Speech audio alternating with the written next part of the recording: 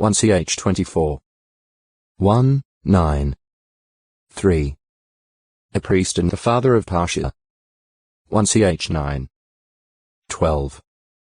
Any 11. 12. J 21. 1. 38. 1. 4. The son of the king into whose cistern Jeremiah was thrown. J 38.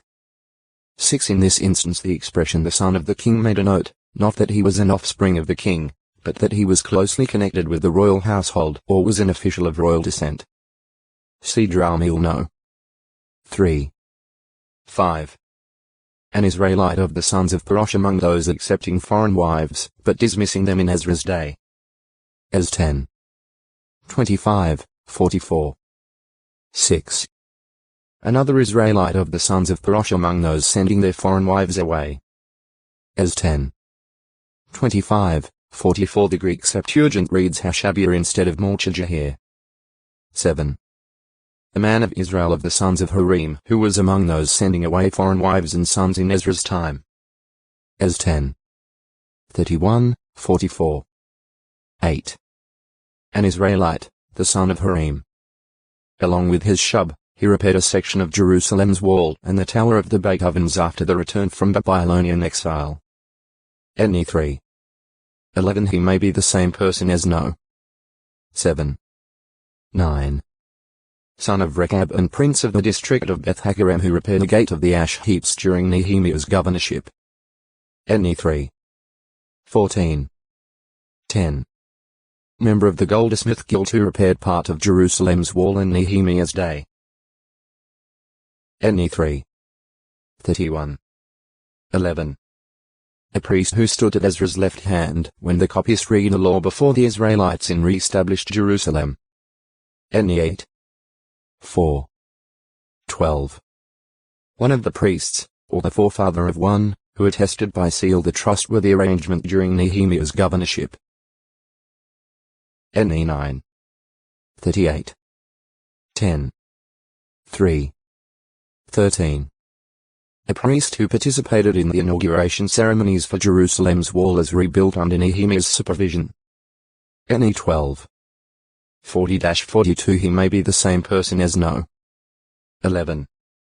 Malchiram Malmiddle. My king is high exalted. One of the sons of King Jeconiah as a prisoner in Babylon. 1ch 3. 17, 18. Malchishur Malchishur. My king hears my cry for help. One of King Saul's sons. 1ch 14. 49. 1ch 8. 33. 9. 39. He was struck down in battle by the Philistines at Mount Gilboa. 1ch 31. 2.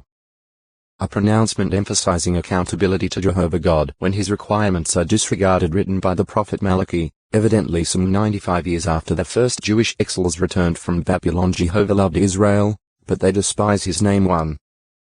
1-14. Jehovah loved his people just as he loved Jacob, though he hated Esau. Nevertheless, Israel's priests despise God's name, accepting lame and sick animals for sacrifice. They would not give animals like that to a human governor. Priests and people are censured for failure to keep Jehovah's ways too. 1-17. The priests have departed from God's way, causing many to stumble in the law, and thus have ruined the covenant of Levi. There has been a marrying of foreign wives, and some have dealt treacherously with the wives of their youth by divorcing them. Israelites have wearied God by claiming that he approves of those doing, but the true Lord will judge and refine his people. 3. 1-18. Jehovah will come to the temple with the messenger of the covenant. He will refine and cleanse the Levites, and Judah's gift offering will please Jehovah. Sorcerers, adulterers, those swearing falsely, defrauders, and oppressors will experience a speedy judgment. Bring the whole tenth part into Jehovah's storehouse, and thus receive a flood of blessings. A book of remembrance will be written for those fearing Jehovah. O textoi acute miritra longo. Malchus 300. 1ch 10. 2. And his corpse along with those of his brothers Jonathan and Abinadab, and that of his father Saul, was fastened by the Philistines on the wall of Bethshan. However, valiant men of Israel retrieved the bodies, burned them in Jabesh, and buried their bones there. 1 31. 8-13. Malchus from Ahab. Root meaning king. the high priest's slave who accompanied Judas Iscariot and the crowd to Gethsemane, where Christ was arrested. Peter struck off Malchus' right ear with the sword. Joe 18. 10. Mount 26. 51. Mr. 14. 47, but Jesus miraculously healed it. Luke 22. 50, 51. Another slave of the high priest Caiaphas, a relative of Malchus, later recognized Peter, and this led to the apostles' third denial of Christ. Joe 18. 26, 27. Malediction. Literally, a speaking ill, or evil, against someone, and hence, the opposite of a benediction, or a blessing. The Hebrew word kelamidal.la basically refers to such a malediction and is regularly contrasted with blessing in numerous texts. GE 27. 12, 13. 11. 26-29. Zakat. 13. It is derived from the root verb kamidal.lal, which literally means be light.